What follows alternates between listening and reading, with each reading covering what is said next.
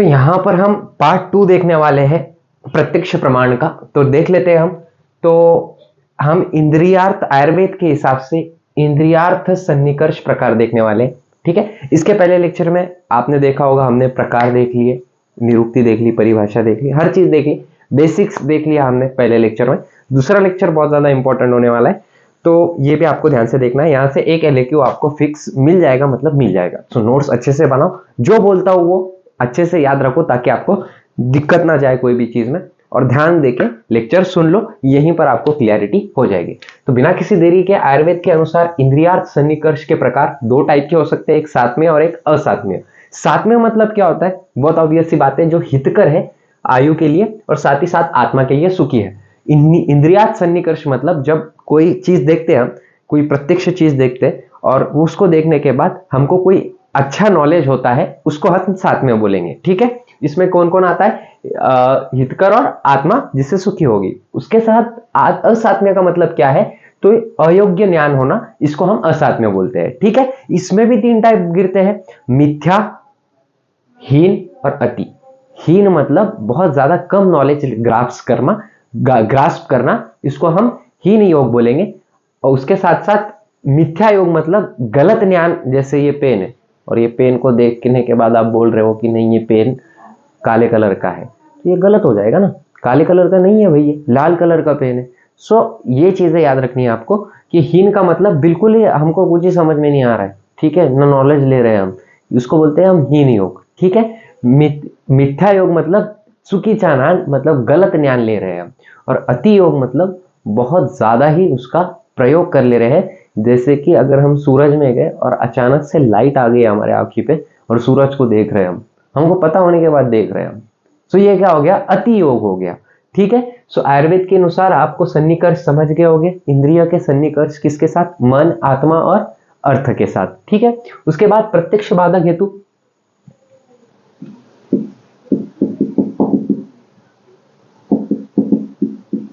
Fix मतलब fix, हर साल आता ही है 5 मार्क के लिए ऐसे क्यों, सो ध्यान देके पढ़ लो ये। ठीक है, सो प्रत्यक्ष बाधक हेतु का मतलब ऐसी चीजें जो प्रत्यक्ष प्रमाण में अड़थड़ा डाल रही है, जो प्रत्यक्ष मतलब हम देख नहीं पा रहे वो चीज को, होने के बावजूद हम वो चीज को देख नहीं पा रहे, उस चीज का ज्ञान नहीं ले पा रहे, इसको हम क्या बोलते हैं, प्रत्यक्ष बाधक हेतु।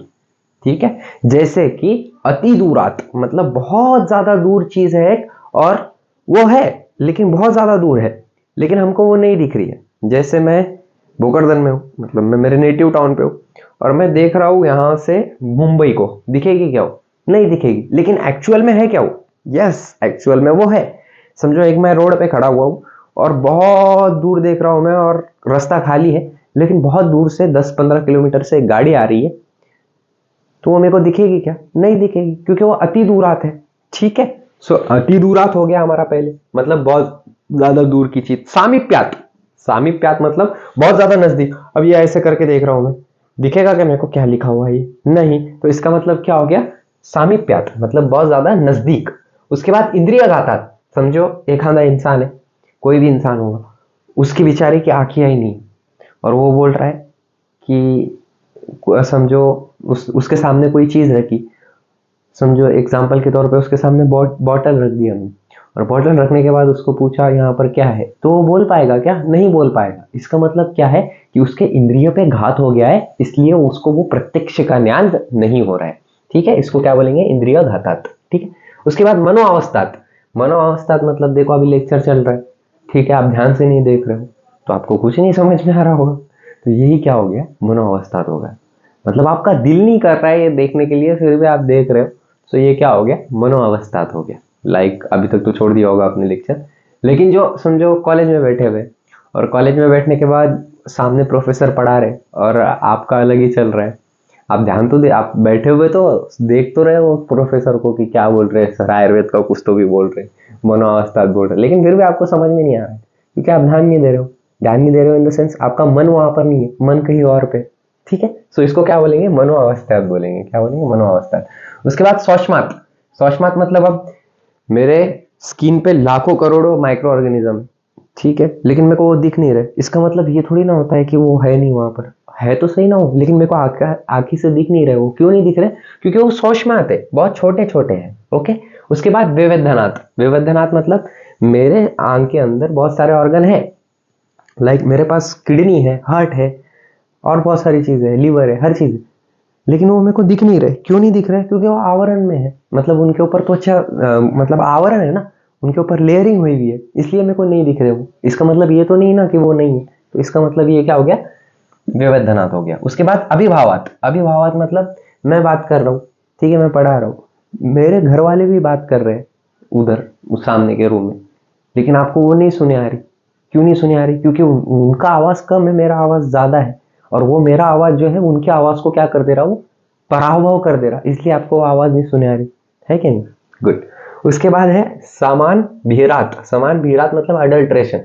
जैसे कि एक घी है हमारे पास, करोड़पति घी टाइप है एक, ठीक है, और उसके साथ साथ है मेट्रो ट्रेन के घी, मेट्रो ऐसा कुछ तो भी नाम है, करोड़पति और मेट्रो, मेट्रो गेहूं, ठीक है, ये दोनों को हमने मिक्स कर दिया। या फिर चावल, बासमती चावल है हमारे पास, और दूसरा एक चावल है इंडिया गेट चावल है, दोनों को मिक्स कर दिया, तब हमको नहीं समझ में आएगा भाई कौन से चावल कैसे है, तो इसको क्या बोलेंगे हम? सामन बिहरात। Okay, good. उसके बाद इंद्रिय प्राप्यकारित्व। इंद्रिय प्राप्यकारित्व का मतलब कि इंद्रिय अपना ज्ञान कैसे ग्रहण करते हैं, उसको हम क्या बोलेंगे? इंद्रिय प्राप्यकारित्व। देखो, सबसे पहली चीज क्या होती है? तो आत्मा, मन, इंद्रिय, इसका अर्थ के साथ सहयोग होता है, और जब ये अर्थ के साथ सहयोग हो गया तब हमको नॉलेज की प्राप्ति होती है, ज्ञान की प्राप्ति होती है। इतना तो समझ में आ गया? गुड। अब नॉलेज की प्राप्ति कैसी होती है एक्चुअली, उसकी प्रोसेस क्या है भैया? तो वो प्रोसेस को ही हम क्या बोलते हैं? इंद्रिय प्राप्य कारित्व बोलते हैं। इतना तो समझ गया आपको, मैं बार बार बोल रहा हूँ, आत्मा, मन, इंद्रिय, अर्थ, इनका जब सहयोग होता है उस चीज को हम इंद्रिय प्राप्य कारित्व बोलते हैं। तो अभी क्या हुआ ना कि समझो मेरे स्पर्श ज्ञानेंद्रिय है, वो मेरे हर तरफ, बॉडी के हर तरफ अवेलेबल है। स्पर्श ज्ञानेंद्रिय मेरे बॉडी के हर तरफ अवेलेबल है, ये तो आपको मालूम होगा। ओके, और ये सर्वव्यापी है। ओके, तो फिर क्या होता है ना कि समझो मेरे आंख को हवा लगी, समझो मैंने ही मेरे हाथ को खुद को टच किया। अब क्या हुआ ना कि ये जो हाथ लगाया मैंने, ये जो सेंसेशन है वो मेरे पहले मन के पास गए, दिल के पास गए, और दिल के पास जाने के बाद उन्होंने ये ग्रास्प करे, और ग्रास्प करने के बाद उन्होंने ये आत्मा को बोले। आत्मा को बोलने के बाद आत्मा ने ये चीज बुद्धि को बोली, बुद्धि ने ये एनालाइज करी, और बुद्धि ने मेरे को फिर वापस बोली कि भैया कोई तो भी तेरे को टच कर रहा है, और टच कौन कर रहा है? तो वो मैं खुद कर रहा हूँ। ओके, यह है इंद्रिय प्राप्य कारित्व। समझ में आया? कुछ यही लिखा हुआ है, मन का इंद्रिय से सहयोग होना, बुद्धि से आकलन होना, और आकलन से निर्णय, कर्म का घट के आना। ओके, उसके बाद की बात, इंद्रिय प्रत्यक्ष प्रमाण के उपयोग क्या है भैया हमारे डायग्नोसिस में, रोग निदान में? तो इसके बहुत सारे हैं, आप दिल से लिख सकते हो, लेकिन मैंने कुछ लिख दिया आपके लिए, तो आप बेसिक आपको समझ जाएगा। तो आप लिखने को बहुत सारे लिख सकते हो, एग्जाम्पल की बात है, एग्जाम्पल तो बहुत सारे लिख सकते हो। चलो ठीक है। श्रोत्र प्रत्यक्ष, कान से हम डायग्नोसिस क्या क्या कर सकते हैं? तो स्टेथोस्कोप से कान से आवाज सुन सकते हैं क्या हम, हार्ट की वगैरह, फिर बहुत सारी चीजें कर सकते हैं, जितनी भी आवाजें होती है, और लंग्स की आवाज कैसी होती है, इसकी आवाज कैसी होती है, उसकी आवाज कैसी होती है डायग्नोसिस में, तो उसके एग्जाम्पल आपको लिख लेने हैं। जैसे स्टेथोस्कोप से हम हार्ट के सुन सकते हैं, मैंने लिख दिया है श्रोत्र प्रत्यक्ष में। स्पर्श से किसी चीज को हाथ लगाने से हमको क्या मिल सकता है हमारे प्रैक्टिस में? तो प्रैक्टिस में क्या क्या मिल सकता है? दर्शन और स्पर्शन। दर्शन से देखने से, और स्पर्शन से हमको हाथ लगाने से हमको समझ में आ सकता है भाई कि हाँ ये डिसीज हो सकता है, ये इन्फ्लामेट हो गया है। ओके, उसके बाद चक्षु से मल, मूत्र, रक्त, वर्ण की परीक्षण होता है। मल हो गया, मूत्र हो गया, रक्त हो गया, इसका वर्ण परिचय कर सकते हैं। रसना प्रत्यक्ष से जो रासायनिक द्रव्य है उसको शरीर में डाल के हम प्रत्यक्ष प्रमाण के अनुसार इसका क्या कर सकते हैं? निदान कर सकते हैं। उसके बाद घ्राण का प्राकृत विकृत गंध परीक्षण कर सकते हैं हम घ्राण की वजह से। ओके, सो ये प्रत्यक्ष प्रमाण के क्या है? उपयोग है आयुर्वेद में। उसके बाद इंद्रिय विज्ञान, very very important. What is इंद्रिय विज्ञान? इंद्रिय विज्ञान इज नथिंग बट, चलो देख लेते हैं। आयुर्वेद के अनुसार पंचमहाभूत की उत्पत्ति, मतलब जो इंद्रिय विज्ञान है वो इंद्रिय कितने हैं अपने शरीर में? 5 इंद्रिय है। ओके, अब 5 इंद्रिय देख लेते हैं हम। तो आयुर्वेद के अनुसार क्या होता है कि पंचमहाभूत की उत्पत्ति किससे होती है? महंत पंचमहाभूत से उत्पत्ति होती है किसकी? इंद्रियों की। ठीक है, अब ये कैसी होती है? तो सबसे पहले बुद्धि, फिर अहंकार बनता है, फिर पंचतन मात्रा बनती है, फिर उससे पंच महाभूत बनते हैं, और पंच महाभूत से एकदश इंद्रिया बनते हैं। Is it clear? गुड। उसके बाद की बात देख लेते हैं हम कि सांख्य ने क्या बोला हुआ है भाई। इंद्रिय कैसे बनते हैं? तो सांख्य का क्या बोलना क्या था कि जो इंद्रिय रहते हैं वो सात्विक अहंकार से राजसिक अहंकार के सहारे उत्पन्न हुए हैं और वो अपांच भौतिक है। और ये थ्योरी आयुर्वेद ने नकार दिया है सांख्य की। क्या बोला था सांख्य ने कि जो इंद्रिय है वो सात्विक अहंकार से राजसिक अहंकार के सहारे, सात्विक जो अहंकार रहता है हमने देखा था सांख्य दर्शन में, जाके देख सकते हो आप वो भी। तो जो ये सात्विक दर्शन रहता है, सॉरी सात्विक अहंकार रहता है, वो राजसिक अहंकार के साथ मिलता है और तब इंद्रियों की उत्पत्ति करता है। ठीक है, वैशेषिक के अनुसार, वैशेषिक ने क्या बोला था, वैशेषिक दर्शन ने, तो उन्होंने क्या बोला था कि जो इंद्रिय है, जो 5 इंद्रिय हमारे, वो किससे बनते हैं? तो वो परमाणु से बनते हैं। बोले 5 इंद्रिय कौन से हमारे? ये श्रोत्र स्पर्श चक्षु रसना घ्राण। ओके, उसके बाद करण की बात कर लेते हैं। ठीक है, ये बहुत ज्यादा इंपॉर्टेंट है। बाह्यकरण रहते हैं और अंतकरण रहते हैं, ये सभी ने माना हुआ है। तो बाह्यकरण क्या है और अंतकरण क्या है? अंतकरण मतलब जो अंदर के है हमारे, ठीक है, और बाह्यकरण मतलब जो बाहर के है। सो बाह्यकरण का मतलब, बाह्यकरण में 10 विध आते हैं और वो 10 विध कौन से? तो 10 विध मतलब पंच ज्ञानेंद्रिय हो गया हमारे और पंचकर्म इंद्रिय हो गए। तो पंच ज्ञानेंद्रिय में क्या क्या आते हैं? श्रोत्र चक्षु स्पर्श घ्राण जीवा। और पंचकर्म इंद्रिय में वाक पानी पाद पायु उपस्य।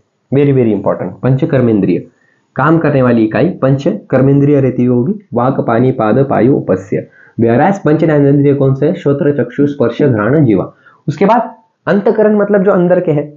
तो जो सांख्य है उन्होंने 3 माने थे, मन बुद्धि अहंकार। वेरास योग ने 4 माने थे, मन बुद्धि अहंकार चित्त। वेरास वेदांत ने 5 माने थे, मन बुद्धि अहंकार चित्त और आत्मा। ठीक है, सो ये लिख लो आप, इसके आगे का मैं बताता हूं आपको। सो यहां पर जो डिस्कस करने वाले हैं ना, वो सबसे ज्यादा इंपॉर्टेंट है। 20 मार्क्स की बात कर रहा हूं, फिक्स। कितने मार्क्स की? 20 मार्क की। कितने मार्क की बात कर रहा हूं? 20 मार्क की। सो देखो, 5 मार्क हमको यहां पर मिलेंगे रचना में,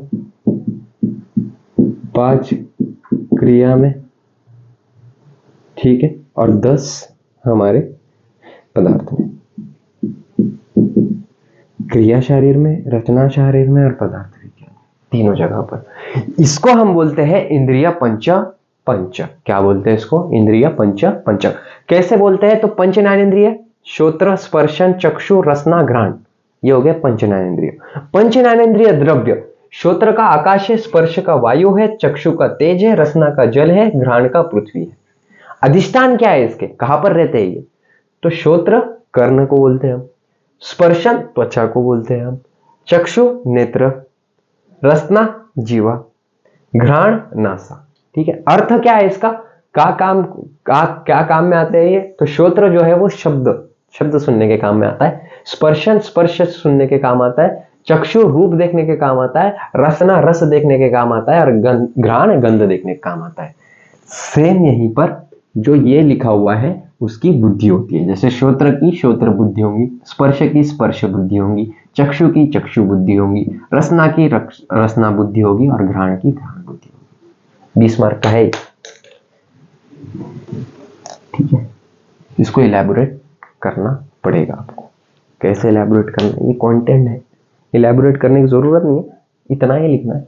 और इससे एमसीक्यूज भी बहुत खासे अच्छे खासे बनते हैं। ठीक है, हर चीज बनती है इसमें से, बहुत ज्यादा इंपॉर्टेंट है। इंद्रिय शारीर में one of the most important topic में से एक है। सो यहाँ पर हमारा प्रत्यक्ष प्रमाण खत्म होता है। So thank you so much, have a great day. और अगर अभी तक ज्वाइन नहीं किया होगा टेलीग्राम, तो वो ज्वाइन कर लीजिए, ताकि वहां पर नोट्स अवेलेबल है आपके लिए। Thank you.